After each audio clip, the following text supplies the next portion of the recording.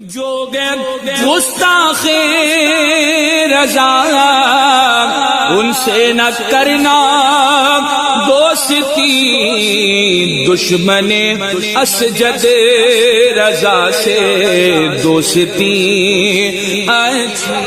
کوئی تو وجہ ہوگی جو تجھ کو کشتی کے لیے ہاتھ بڑھا رہا ہے۔ اے جنید مگر تیرا کیا خیال ہے؟ مگر جنید بادشاہ کے دربار میں ہے، کوئی جواب نہ دیا ہے۔ جب لطفات وہی بوڑھا انسان بار بار للکار رہا تھا، او بادشاہ اپنے پہلوان سے میری کشتی کرا۔ جب بادشاہ کو نہ رہا گیا ہے، بادشاہ نے بھرے دربار میں اعلان کیا، اے لوگوں سنو تو صحیح، اس بوڑھے انسان سے جنید کی کشتی کرائی جائے گی۔ فلاں مہینے کی فلاں تاریخ کو مقرر کر دیا گیا ہے، فلاں دن مقرر کر دیا گیا ہے، فلاں میدان میں کشتی ہوگی۔ اور لوگوں دیکھنے کے لیے اس وقت بھی کشتی کا آ گیا جو وقت دیا گیا تھا، جب وقت آ گیا ہے۔ لوگ کہنے لگے تھے بادشاہ میں نے تو کہا تھا اتنے بڑے پہلوان سے یہ بوڑھا کیا لڑے گا؟ سارے علاقے کے اندر کوئی ایسا بابا پہلوان نہیں ہے جو جنید بغدادی سے مقابلہ کر سکے۔ یہ لڑنے کے لیے تیار ہو گیا ہے، تم نے اس سے ہاتھ ملا دیا ہے، کہنا تم کو ہاتھ نہیں ملانا چاہیے تھا، اتنا کہا ہے۔ کوئی تو بادشاہ کو برا کہہ رہا تھا،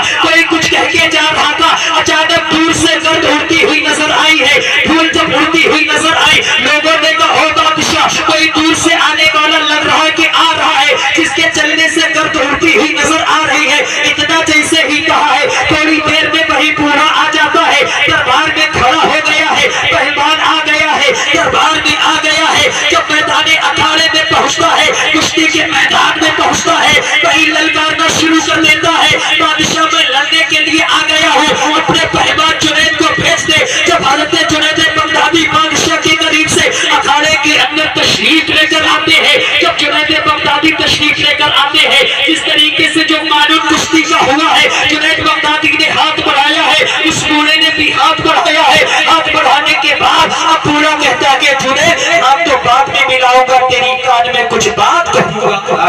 سبحان اللہ سبحان اللہ۔ ہاتھ تو بعد میں ملاؤں گا، جنید اپنا کان میرے قریب کر دے، تیرے کان میں کچھ کہنا چاہتا ہوں۔ جنید بغدادی فرماتے ہیں تو مجھ سے لڑنے آیا ہے، ہاتھ ملا کشتی شروع کر، تو نے مجھے للکارا ہے، اے بوڑھے تو نے مجھے للکارا ہے، تو نہیں جانتا کہ میں کون ہوں۔ علاقے کے اندر کوئی پہلوان لڑنے کے لیے تیار نہیں ہے، مگر تو نے مجھے کشتی کی دعوت دی ہے، تو پھر کان کی کیا ضرورت ہے؟ ضرورت تو ہاتھ کی ہونا چاہیے، کان کی ضرورت کشتی میں نہیں، ہاتھ کی ضرورت ہوا کرتی ہے۔ ہاتھ ملتا ہے تو کشتی شروع ہوتی ہے۔ جنید بغدادی نے اتنا کہا ہے، بوڑھا کبھی کبھی آواز سے کہتا ہے اے جنید سن تو لے میری بات، اگر میری بات سن لے گا تو یقین جا کہ مجھ سے لڑ لے گا۔ حضرت جنید بغدادی نے کہا ہے چلو بات سن لی جائے۔ آگے جنید بغدادی کان بڑھاتے ہیں، بوڑھا کہتا ہے کہ اے جنید بغدادی سن تو صحیح،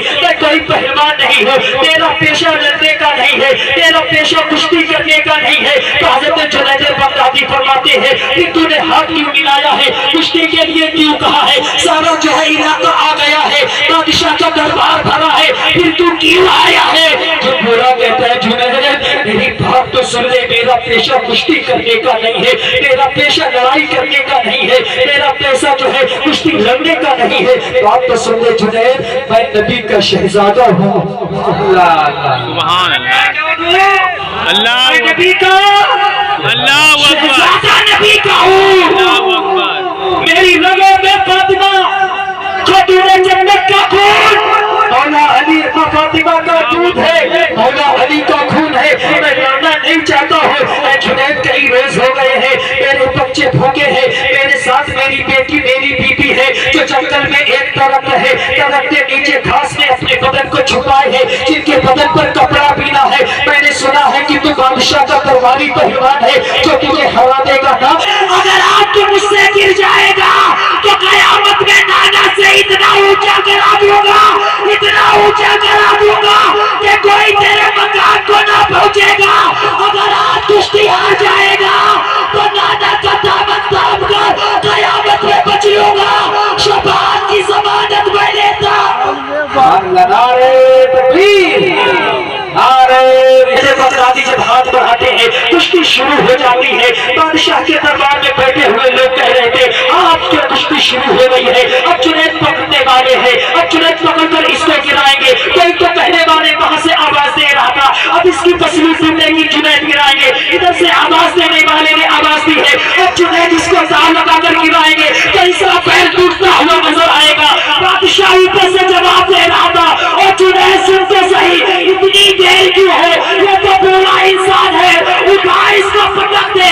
بادشاہ کی آواز آ رہی تھی, دربار کے لوگوں کی آواز آ رہی تھی, تو اتنا کیا ہوا کہ پلک جھپکتی ہے, جنید نیچے ہے, نبی کا شہزادہ. سبحان اللہ سبحان اللہ. جنید نیچے ہے, شہزادہ ہی نبی کا شہزادہ آج ہماری بستی. میرے عزیز میرے پیارے, اتنا کہا بادشاہ کی نظر پڑی نا یہ غلط ہو گیا ہے.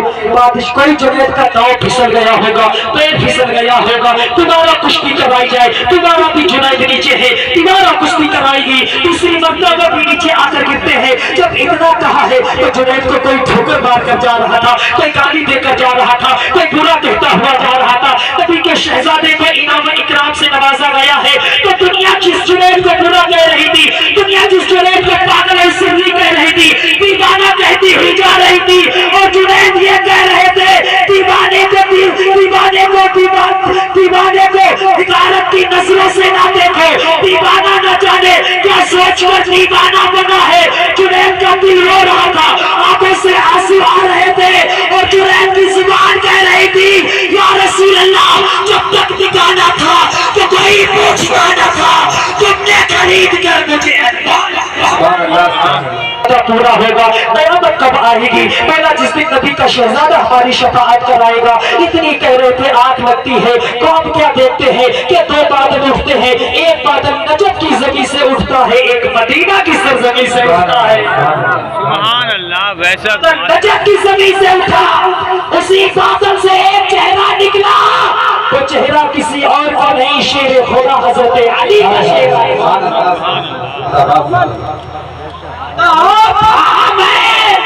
دوسرا جو مدینے کی سرزمین سے بادل اٹھا تھا وہ کوئی اور نہیں, مدینے کا تاجدار محمد رسول اللہ صلی اللہ علیہ وسلم کا چہرہ تھا. اسی چہرے کے لیے اعلیٰ حضرت فرماتے ہیں کہ کمال حسن حضور ہے کہ گمان نقش جہاں نہیں, یہی پھول خار سے دور ہے, یہی شمع ہے کہ دھواں نہیں. اعلیٰ حضرت فرماتے ہیں ان کی مہکنے دل کے اونچے کھلا دیے ہیں, جس راہ چل دیے ہیں مجھے بسا دیے ہیں. جب صاحب جب یہ کہنے یا رسول اللہ آپ, ہاں میں تو یہ سوچ رہا تھا نا کہ میرے شہزادے تجھ سے وعدہ کیا ہے, وہ وعدہ کب پورا ہوگا؟ جب پورا ہوگا تو ہوگا, قیامت آئے گی جب آئے گی, کیا اس سے پہلے ہی دوسرا وعدہ پورا کر دے.